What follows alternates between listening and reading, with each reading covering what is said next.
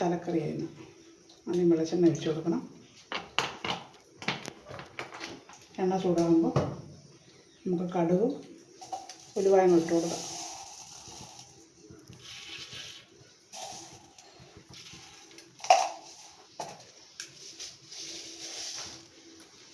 തിളച്ച് കഴിയുമ്പോൾ ഉലുവപ്പൊടി ഇട്ടാലും മതി. ഞാനിപ്പോൾ ഇതിനകത്ത് ഉലുവ ഇടുന്നത്.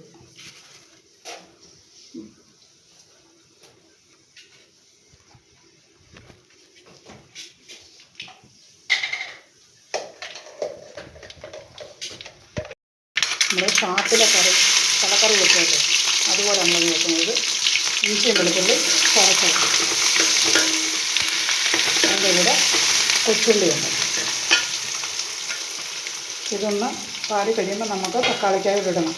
അപ്പോൾ ഇച്ചിരി സ്വല്പം മഞ്ഞൾപ്പൊടി, ഇച്ചിരി ഉപ്പും ഇട്ട് നല്ലൊന്ന് വഴന്ന് കിട്ടട്ടെ. ഇച്ചിരി കരിവേപ്പിലയും ഇടാം.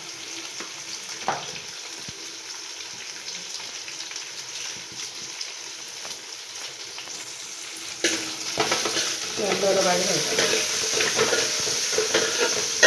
ഒഴിക്കുമ്പോഴത്തേക്ക് നമുക്ക് അരപ്പുണ്ടാക്കാം.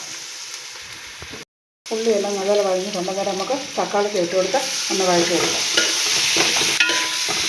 ഉള്ളി 2 തലയാണ് കിട്ടിയിരിക്കുന്നത്. അതങ്ങനെ വെട്ടി മേടിച്ചുകൊണ്ട് വന്നു. നമ്മൾ കഴുകി റെഡിയാക്കി വെച്ചേക്കുക.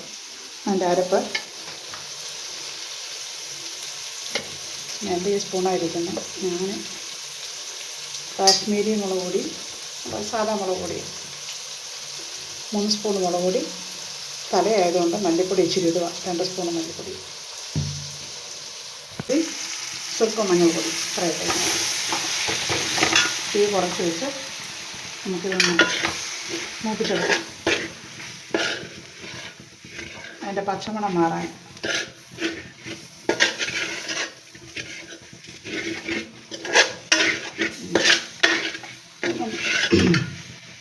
നമുക്കാണ്ട് പുളി കൊഴുക്കാൻ വെച്ചിട്ടുണ്ടാകും. രാവിലെ ഒഴിക്കാം.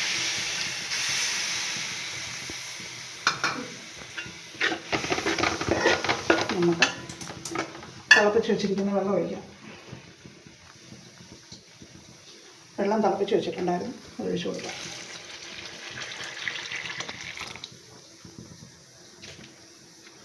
ഇത് നല്ലതുപോലെ തിളച്ച് കിട്ടണം നമുക്ക്.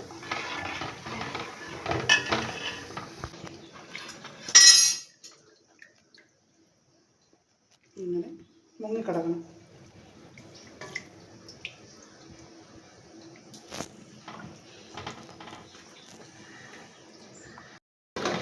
നമ്മുടെ മീൻ തിളച്ചിട്ടുണ്ട്.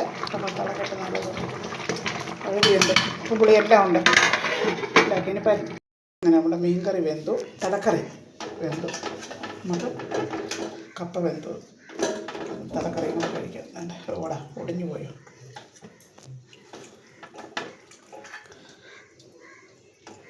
ചാറ്.